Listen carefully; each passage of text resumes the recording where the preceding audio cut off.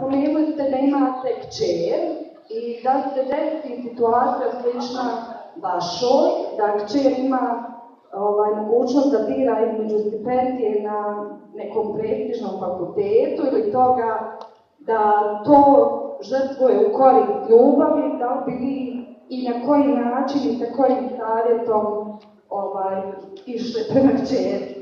Znači, šta ste joj savjetovali? Hvala na pitanju. Dobro pitanje.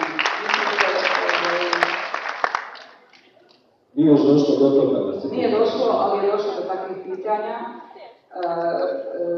Svi ulažemo u djecu najbolje.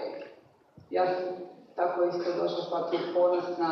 Kćerku sam upisala u međunarodnu školu. Dijete s 10 godina govori 2 svjetska jezika. Piše pisma pravnicima, odvjetnicima, meni, ispravlja me. I voli šminkati. Voli biti make-up artist. I pita me prije nekog vremena koliko ona mora imati godina da registrira obrt u svom stanu. To je naša.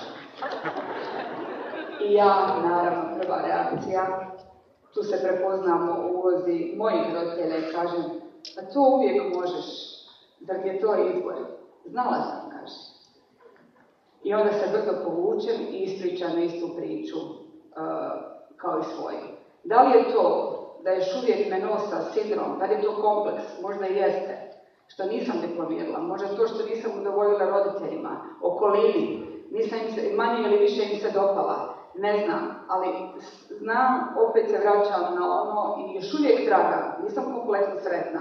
Sretna sam ono što radim, ali svakodnevno nailazim na raznorazne smicalice, na raznorazne poteškoće, na sve ono što nosi sustav u kojem živimo i dolazi situacija iz to da nisam uvijek super i nevolje. Podržala mi je, ali očito bi mi trebalo vremena da to prihvatim. Opet kažem, vjerovatno su to možda neki kompleksi, neka ladica koja nije ostala otvorena ili zatvorena do kraja mog života. Nemojte da vas to ometa. Bitno je stvarno da su, ono čega se najviše bojim, imam strah, to je zdravlje, ništa više.